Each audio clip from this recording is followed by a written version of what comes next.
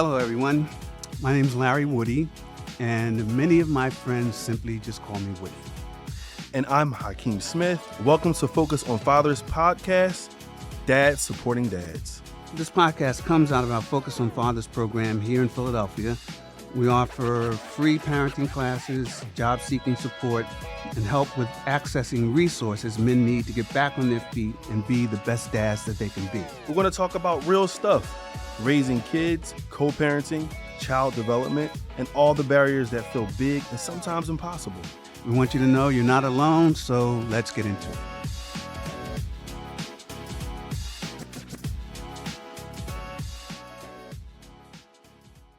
Hello, folks.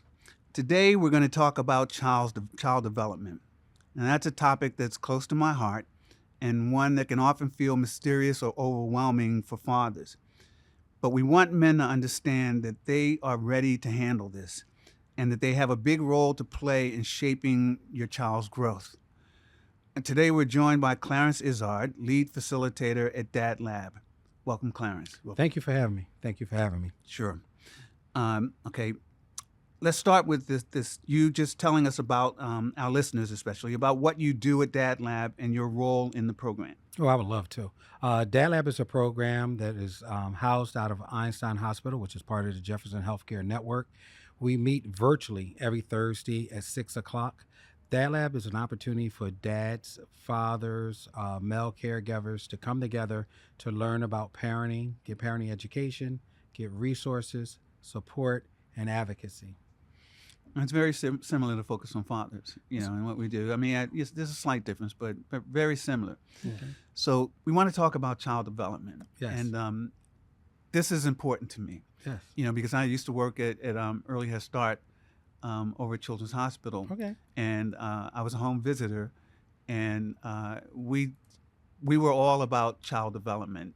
My job was to go to the houses of women mostly, and talk to them about the growth of their child, how children grow. So, can you start by giving us a sense of the different stages of child development and what's happening psychologically in the stages? And you may not want to go into great detail, but just give us an overview of the different stages. Exactly. So one of the key things about DadLab, again, going to Healthy Start, is that we get the families at the very beginning. And that's the first stage, 0 to 2. So from birth or conception to birth. Then the next stage of the development will be from 2 to 6. And then the next is 6 to 12. And then the next 12 to 18. So in that 0 to 2, that's the baby. They are very dependent on adults. And so for dads, we need dads to be there present and active. So where DadLab fit in is that education part. You're starting to teach them about the different developmental stages. You teach them when things are happening and may not. Then the 2 to 6 is interesting because that's when they start interacting with others, going to daycare, going to school, elementary school. So in that stage, they are starting to learn things more. They are speaking, they're able to tell things. Their feelings are still not all the way defined, and they have a true control of their emotions. So that's where you get the terrible twos and you get the tantrums and things of that nature. Then the 6 to 12, that's elementary school. They feeling it. They got their friend group. They are playing. They are getting their own little personalities. And then you have your 12 to 18. 12 to 18 is a lot. One of the biggest parts is because it's the physical development. They are developing physically. They are challenging authority. When you're younger, your parents tell you something, you believe it. Your dad tell you he could beat Shaquille O'Neal playing basketball, you probably believe it. If you get 13 or 14, you realize your father 5'2", it ain't happening. Mm-hmm. So you understand more on that 12 to 18. So in the developmental stages, it's kind of that. The 0, I'm so dependent on you. The 2 to 6, I'm starting to learn how to move. That 6 to 12, I think I know it because I see my other friends. That 12 to 18, I know everything. It's not too much you can tell me. You old dad, you old mom. And so that's how it kind of goes. Okay. So now we could spend a lot of time on each stage. Yes. I spend a lot of time with infants. Yes. But basically with early Head Start, it was a 0 to 5 population. And that's the population to be. Right. And so uh, I wouldn't say that infants are easy. I wouldn't say that at all. But, when I think about it, like if you got 6 months old, well, they sleep a lot, but they're going through developmental stages as well. Now, let me ask you, do you pretty much agree with the idea that for men who might be intimidated by, raising a child or whatever, that generally development in children follows fairly predictable patterns? I'm seeing when the kids, when we're talking about infants and then we're talking about toddlers, infants are going to be doing certain things. And this is when I think men can get their minds around if they know kind of what to look for. Mm-hmm. Because, men they're intimidated by it. They think very often men think I don't know if this is your experience, but it's mine, is that that women know this better than we do. Exactly. And that it's something that they're just born with. Right. So I'm saying exactly they think women know more than men. Yes. Okay. I'm not good. so far agreeing that women know more than men. Then we're on the same page. Yes. Because see, that's how I feel. Right. So what I will say with DadLab, that's one of the primary things that is at the beginning stages. So how it typically works, they go, hey, you're pregnant, hey, we're pregnant. So that's one of the first things we talk about that. It's a we're pregnant. And so when you're going to these appointments and how it starts, they would go to the appointments, it's mother-baby appointments, but dads was getting left out.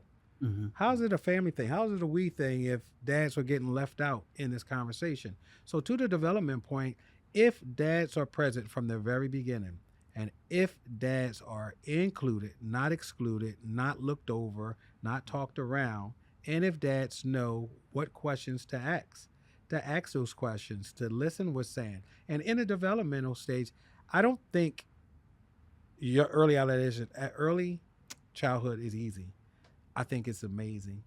And the reason why I say it's amazing because they're so dependent on you that their first point of reference to everything would be you. So as a present and active father, you get to lay the foundation for any and everything that your child will get. So if you speak to your child in a soft voice, then they will learn to speak in a soft voice. If you handle everything with anger and rage, they may handle everything with anger and rage. If you show that you could be a compassionate listener, they could be a compassionate listener. If you show them a thirst for education and learning and curiosity and figuring things out, they can follow that. So I think it's an amazing time. And I think these are the opportunities for dads to get in. Now, all those things I said, it's not gender specific. So dads could do it, moms could do it. And Absolutely. That's why I don't think just because you're a mom, you can't. And if you go back from the beginning, that's why it's so important from skin to skin. Once the baby is born in that golden hour or 2 hours, just let it be the mom and the dad in a room by themselves without everybody else touching, with the skin to skin. And dads, you can get that same connection that the mom can get. But it starts from the beginning. Presence and being active. Yeah, I agree with that first stage is, I would say, very important. Yes. It's the time where, children, they feel that safety. Yes. They also feel they're like sponges. Yes. Mm-hmm. So everything that's going around them, the environment, they're soaking that up. So.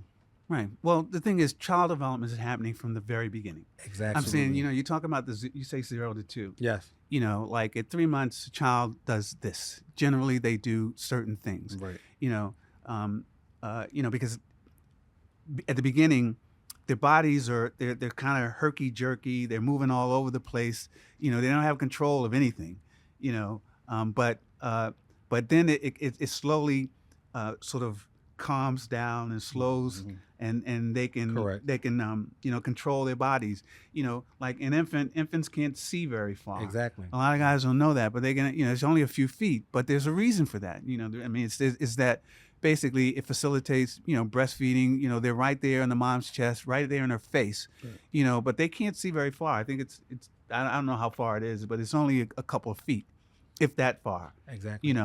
But then So so at 6 months, something different things are going to happen. They start to roll over. They verbalize more. But I'm saying these are the stages of development, and I mean that's what I hear you talking Yes. about, right?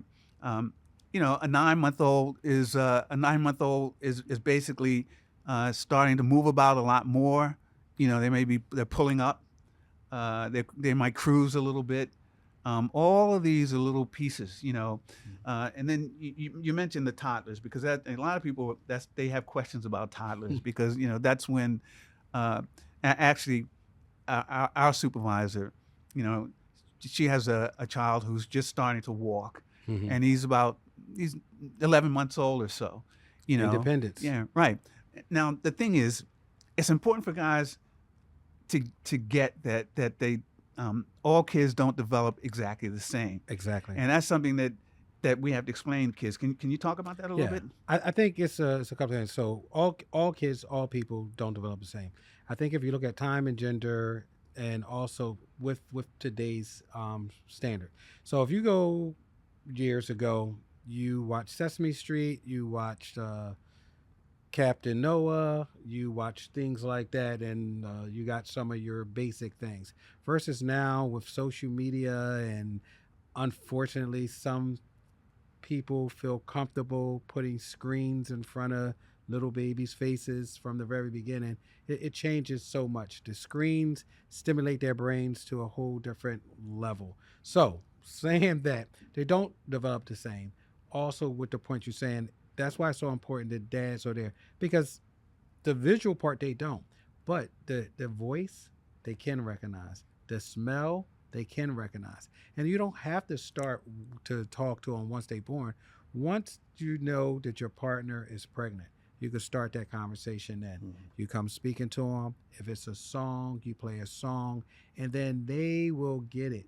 They will recognize, and you'll see their heads bobbing, and you will see them going to it. No, you're correct. They can't see you, but your smell, that voice, that calmness, they can. So those things are happening. And the part about starting to pull up and walk, the part with that is that's their independence. Before, when they were just laying and they could barely roll over, to roll over, you had to pick them up. To feed them, you had to hold the bottle. To know if they're wet, that you had to decipher what their sound is. Now they're 9 months, they pulling up, they walking around. So their world goes from floor to tabletop, and then they get to expand. So as they expand and seeing these different things, they're learning, and they learn so rapidly, like you were saying.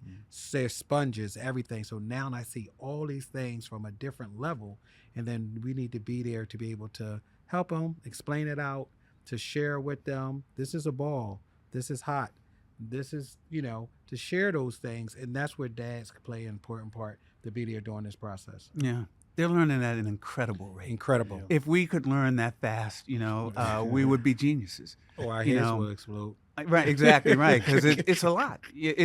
I'm amazed by it. To me, Yes. I'm fascinated by Right. it, which is why when I worked in the daycare center, I liked the infants.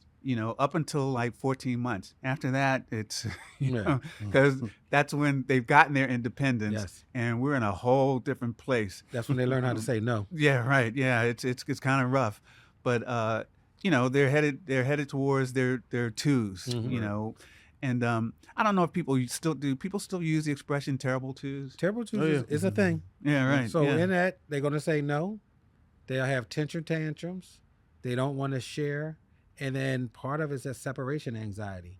They'd be good as I don't know what in the morning. Hey, you excited to see your friends. You sit them down, yelling, screaming, So separation anxiety can go on both sides, the parents and the child. But terrible twos is still there, but it's all because of these new emotions and surroundings are happening, and just not sure how to take it in. And they don't have the words yet to express. They don't. I just want to go back a little bit. A lot of the things about in terms of like recognizing their parents' voices and all that starts prenatal, Yes. right? That's the kind of thing that guys kind of need to know. Exactly. They hear you, Exactly. right? They know when they know the energy that's wrong in the room. If mom and dad are mad, and they have a sense of it. When they're angry at one another, Yes. they kind of get it, right? Yes. I'm smiling because Yeah, because they do get it. right. And I don't think we get it as adults. Exactly. And I think getting it as adult is two sides to it.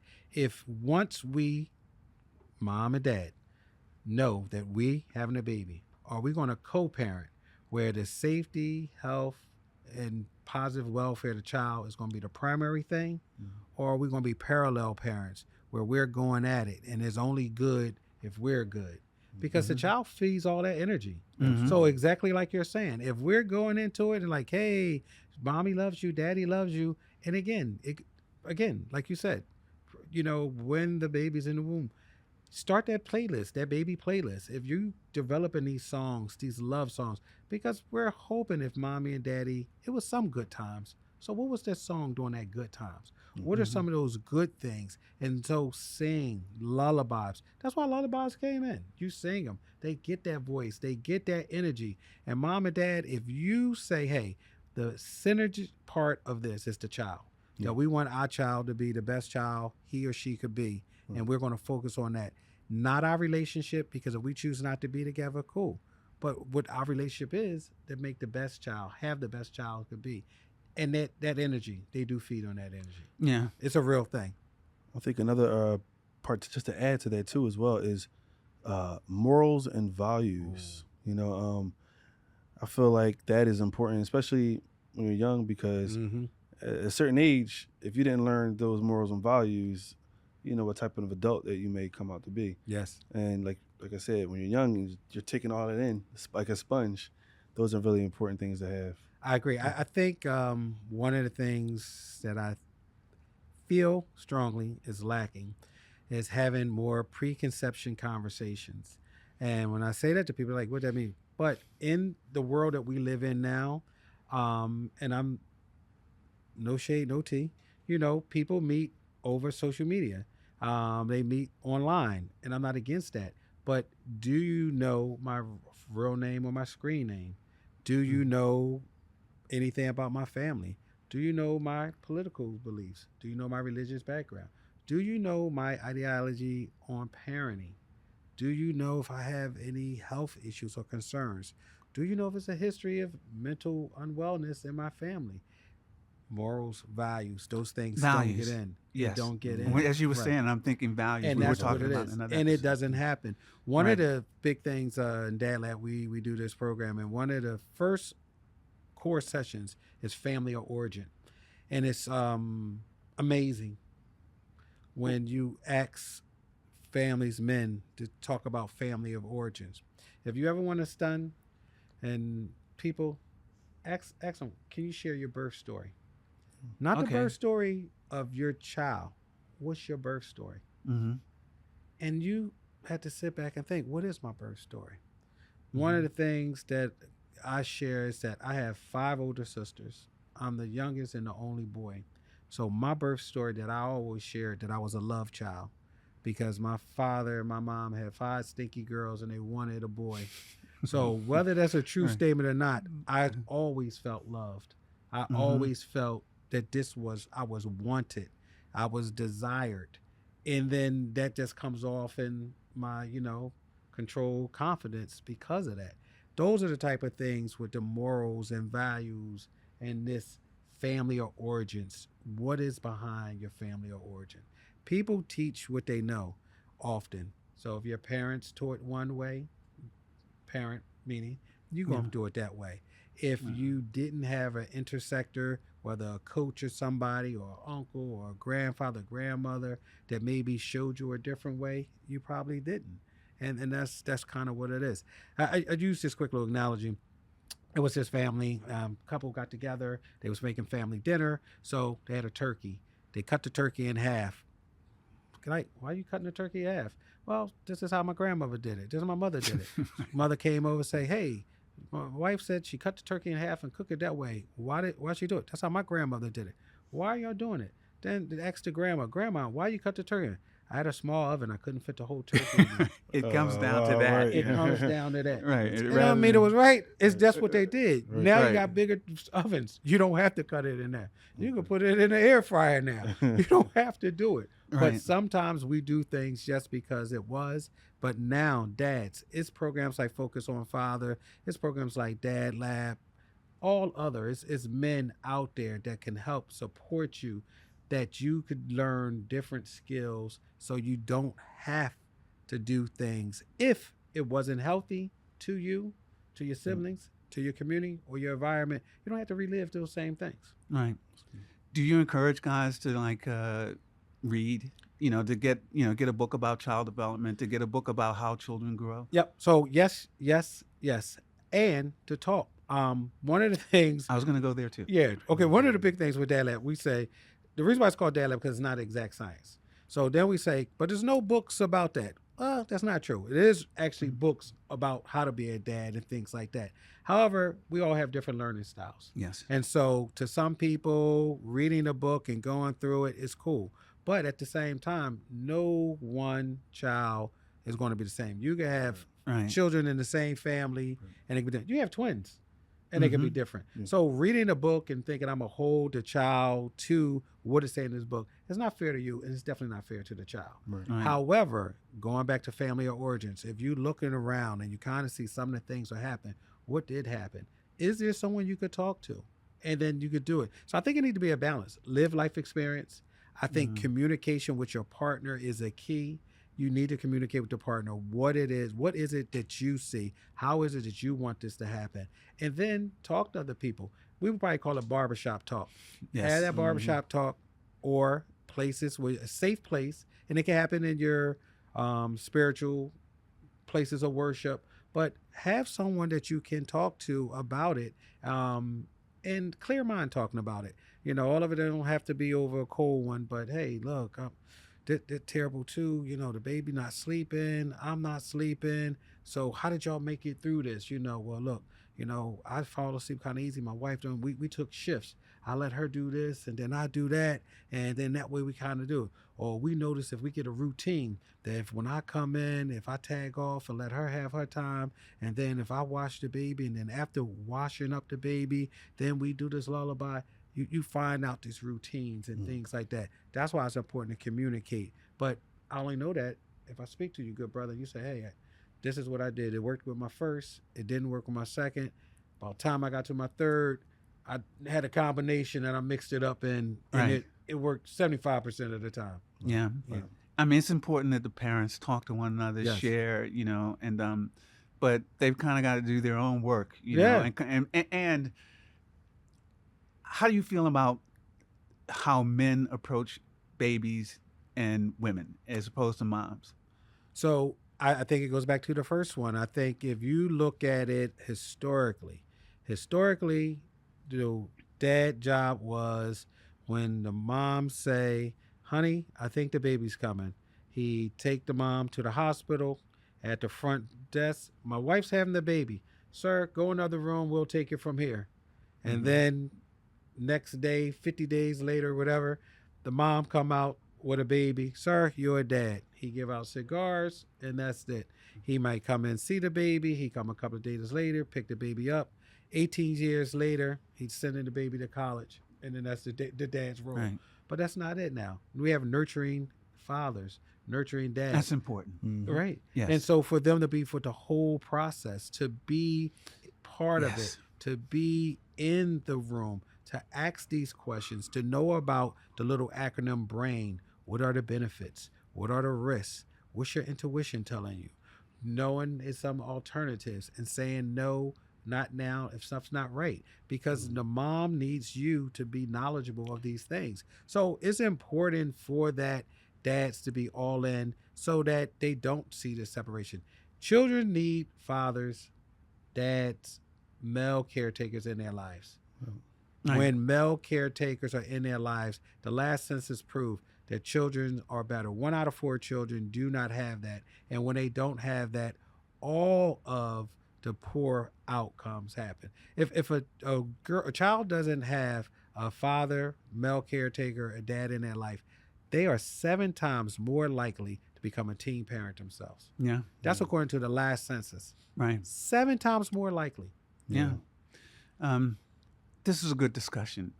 I love this stuff. Okay. You know, like I'm fascinated by it, but we're running out of time. All right. So maybe we can have another conversation some I'm other always time. open. Right. Absolutely. Yeah. Because I just think it's important for men to understand that they can't be afraid of this. Don't be afraid. Yeah. They got to get in there and just mix it up. And from the very beginning.